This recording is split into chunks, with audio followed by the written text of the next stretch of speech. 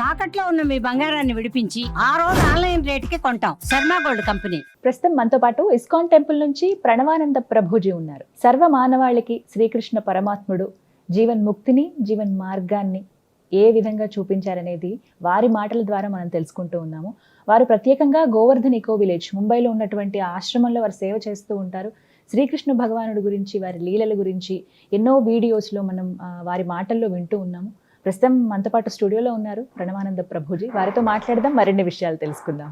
నమస్కారం ప్రభుజీ. హరే కృష్ణ. నమస్కారం అండి. ఏకాదశి వస్తుంది, చాలా విశిష్టమైన రోజు అని చెప్తూ ఉంటారు. కొన్ని ప్రాంతాల్లో అయితే అసలు పండగే ఆ రోజున. అందులోనూ ఆ రోజు స్పెషల్ దర్శనం ఉంటుంది ప్రతి ఒక్కరికి వైష్ణవ ఆలయాల్లో. ఏకాదశి వ్రతాలని కూడా ఆచరిస్తూ ఉంటారు. ఆ వ్రతాలు ఎలా చేయాలి, చేస్తే ఏమిటి అనేది కూడా చాలామంది ఒక క్వశ్చన్ అడుగుతూ ఉన్నారు. ఆచరించే విధానం చెప్పండి, అలాగే చేస్తే కలిగేటువంటి ఫలితం ఏమిటి, ఎందుకు చేయాలి అనేది కూడా వివరించండి. అన్నిటికంటే గొప్పదైన వ్రతం ఏదైనా ఉంటే అది ఏకాదశి వ్రతం. అన్ని వ్రతాలు చేసి ఏకాదశి చేయకపోయారనుకోండి, ఏ వ్రతం ఫలితం రాదు.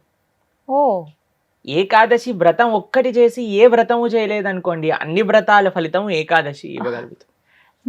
మన శాస్త్రంలో ఉపవాసం అని చెప్పింది కేవలం ఏకాదశికి మాత్రమే. ఓ, కానీ చాలా మంది ఈ రోజు మేము ఉపవాసం చేస్తున్నామండి, ఆ రోజు ఉపవాసం చేస్తున్నామండి, అలా ఇలా చెప్తారు. కానీ ఎక్కడ కూడా అంత నియమంగా ఉపవాసం గురించి చెప్పింది మన శాస్త్రంలో, అంత నియమంగా ఉండాలి అని చెప్పింది కేవలం ఏకాదశికి మాత్రమే. విష్ణువాసరము అని అంటారు. అన్నిటికంటే favourite day of lord Vishnu Ekadashi. Ekadashi వ్రతం వల్ల అసలండి దానివల్ల వచ్చే ఆధ్యాత్మిక బెనిఫిట్స్ అనేవి మనం చెప్పలేము. ఉపవాసం అంటే ఫస్ట్ అందరూ మేము ఒకసారి ఏకాదశి వ్రతం గురించి చెప్పామండి, ఎలా ఉపవాసం ఉండాలి అన్ని విషయాలు చెప్పాక ఒకళ్ళు హ్యాండ్ రేస్ చేశారనమాట.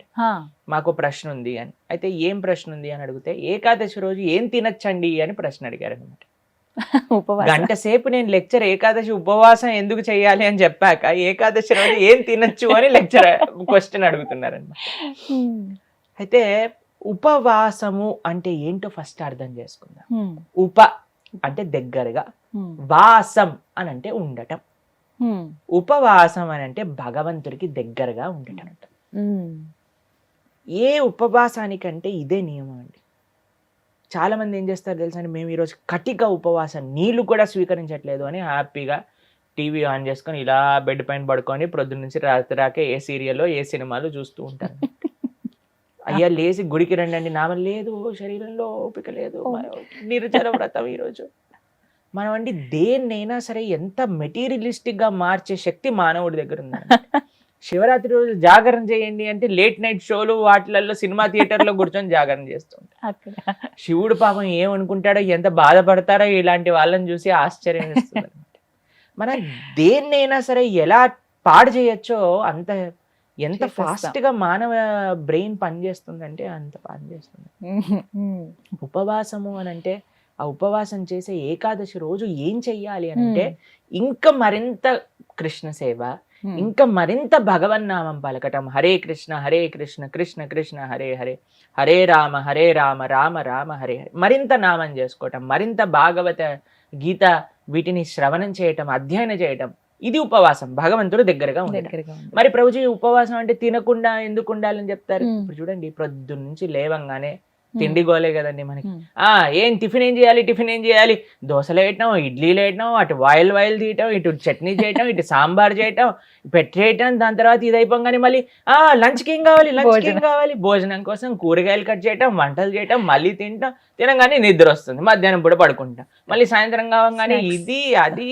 దాని తర్వాత మళ్ళీ రాత్రి డిన్నర్ ఏంటి, స్విగ్గీ జొమాటో అవి ఇవి, మళ్ళీ కిచెన్ క్లీన్ చేసుకోవడం, తూడ్చుకోవడం, బాసనలు తోముకోవడం, వీటిలలోనే రోజంతా పోతుంది. ఏం చెప్పారంటే, అయ్యా నువ్వు దేవుడికి దగ్గరగా ఉండాలంటే వీటిని కొద్దిగా దూరం పెట్టాలి, అప్పుడే సాధ్యం అవుతుంది. తినకపోయామనుకోండి, కొద్దిగా తగ్గించామనుకోండి, మనకి నిద్ర రాదు అంతగా. ప్లస్ ఇంత పెద్ద తతంగం మొత్తం కూడా ఆఫ్ అయిపోతుంది. ఎంత సమయం మెరిగిపోతుంది. మీరు ఒక్కసారి ప్రయత్నించండి. ఒకరోజు వంట తిండి ఈ రెండు ఆపేస్తే అసలు ఆ రోజు ఏంటి ఇంత పెద్దగా ఉంది మనకి అని అనిపిస్తుంది అనమాట. Long day. ఎందుకంటే అంత సమయం మనకు ఉండిపోతుంది.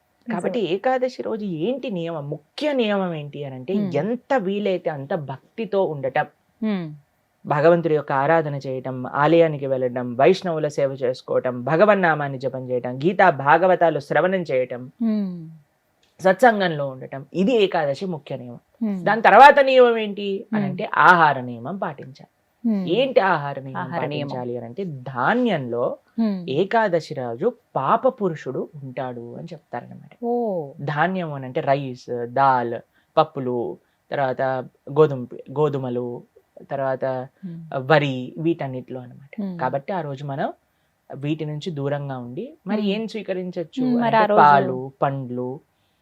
తర్వాత మీకు అవి కూడా కాదండి, మరి మాకు ఇంకా శరీరం సహకరించట్లేదు, కొంతమంది ఉంటారు కదండి, బీపీ ఉంటుంది, షుగర్ ఉంటుంది, అటువంటి వాళ్ళు ఏం చేస్తారు అని అంటే మీకు సగ్గు బియ్యం అని దొరుకుతాయి, లేదా కొర్రలు అని దొరుకుతాయి అనమాట. వాటిని ఇవన్నీ కొన్ని ఏకాదశి రోజు స్వీకరించవచ్చు అని ఎలవ్ చేసినాం అనమాట.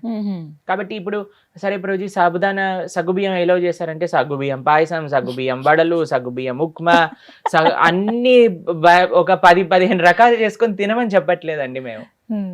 ఎవరికైతే వీలుంటుందో ఒక్క రకం చేసుకోండి, వాటిని ఆహారాన్ని స్వీకరించి శరీరం బాగుండేటట్టుగా చూసుకొని భగవంతుడి యొక్క సేవలో పెట్టుకో.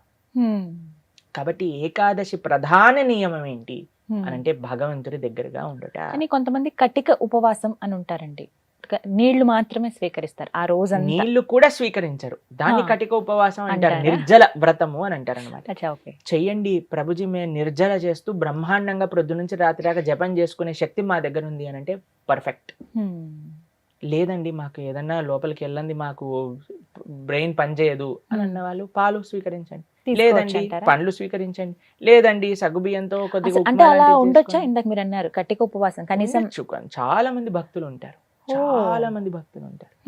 మా ఆశ్రమంలో ఎంతో మంది ఉంటారు. మరి మీ విషయం ఏంటి ప్రభుజీ, మీరు ఉండరా అని అంటే మేము మధ్యాహ్నం వరకు మాత్రం నీరు తీసుకోకుండా, ఏం ఆహారం తీసుకోకుండా ఉపవాసం, మధ్యాహ్నం పూట కొద్దిగా పాలు, కొద్దిగా పండ్లు అలాంటివి స్వీకరిస్తాం అన్నమాట. అలా మేము ఏకాదశి ఉపవాసం చేయడానికి ప్రయత్నం చేస్తాం. వ్రతం, ఏకాదశి వ్రతం అంటే ఏ విధంగా? ఉపవాసమే వ్రతం అంటారు. ప్రతి నెలలో 2 ఏకాదశులు వస్తాయి. అవును. ఆ 2 ఏకాదశులు సంవత్సరం పాటు మొత్తం అన్ని ఏకాదశులు కానీ మనం ఉండగలిగితే దానికంటే గొప్ప వ్రతం ఇంకొకటి లేదు. ఏం జరుగుతుంది ఏకాదశి వ్రతం చేస్తే? భగవంతుడి యొక్క పూర్తి కృప మన పైన ఉంటుంది. ఏకాదశి భక్తి జనని అని అంటారు. మన మనసులో భగవంతుడి పట్ల ప్రేమ కలుగుతుంది, దానికంటే గొప్ప వరం ఇంకేం కావాలండి. నిజమే కదా. కాబట్టి ఏకాదశి వ్రతం తప్పకుండా చేయాలి. అందరూ కూడా ఆ ఏకాదశి వ్రత మహాత్యాన్ని తెలుసుకోండి, చక్కగా ఏకాదశి వ్రతాన్ని ఆచరించడానికి ప్రయత్నం చేయండి. ఇప్పుడు వైకుంఠ ఏకాదశి చాలా అద్భుతమైన రోజు, మీరు సంకల్పం తీసుకొని ముందుకెళ్ళడానికి. చాలా మంది మమ్మల్ని అడుగుతుంటారు, రోజు మా ఇంట్లో ఎవరో వెళ్ళిపోయారు, లేదా మాకు మైల్ ఉంది, అశౌచం ఉంది, మీరు ఎలా ఉన్నా ఏం జరుగుతున్నా ఏకాదశి మాత్రం పాటించవచ్చు, దాంట్లో ఏం ప్రాబ్లం. ఆ రోజు ఖచ్చితంగా ఇవి వింటే బాగుంటుంది, ఇవి పఠిస్తే బాగుంటుంది. భాగవతం వినాలి, భాగవతం చదువుకోవాలి, భగవన్నామం జపం చేయాలి, కీర్తన చేసుకోవాలి, ఆలయానికి వెళ్ళాలి, కృష్ణుడికి తులసితో అర్చన చేయాలి. ఇవన్నీ ఏకాదశికి చాలా మంచి. ఆ రోజున ప్రత్యేకించి ఉత్తర ద్వార దర్శనం ఉంటుంది. అవును, వైకుంఠ ద్వార దర్శనము అని అంటారు. అన్ని ఆలయాలలో మనకి కలుగుతుంది. చక్కగా దర్శనం చేసుకొని వైకుంఠ ఏకాదశి కాదండి, అన్ని ఏకాదశులకి ఇవే నియమాలు. భగవద్ ఆరాధన, భగవన్నామ జపం, భాగవత స్మరణ, ఇవే అన్ని ఏకాదశి. కాబట్టి తప్పకుండా ప్రతి ఒక్కళ్ళు చేయాల్సిన వ్రతం ఏకాదశి వ్రతం. ఎవరైనా ఆచరించవచ్చు, ఏ వయసు వాళ్ళైనా కూడా చేయవచ్చు, చేయదగింది అని అంటే కనుక. చేయగలమన్న ఓపిక ఉండాలి, ఆ ఆసక్తి, ఆ నిష్ట ఉంటే ఖచ్చితంగా ఎవరైనా పాటించవచ్చు. చాలా సంతోషం ప్రభుజీ, నమస్తే. హరే కృష్ణ.